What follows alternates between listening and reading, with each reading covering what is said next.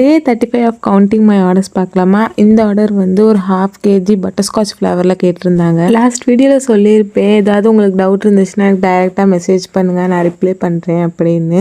நிறைய பேர் மெசேஜ் பண்ணியிருந்தீங்க, நானும் ரிப்ளை பண்ணியிருந்தேன்.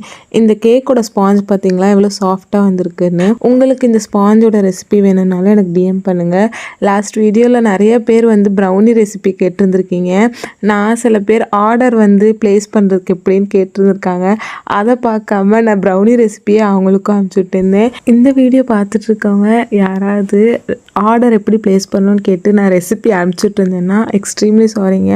நான் வந்து சரியாக பார்க்காம அனுப்பிச்சி விட்டேன். அதுக்கப்புறம் தான் நான் அதை ரியலைஸே பண்ணேன். அப்புறம் லாஸ்ட் வீடியோக்கு வந்த லைக்ஸை விட எனக்கு ப்ரைவேட் மெசேஜ் தான் அதிகமாக வந்துருந்துச்சு.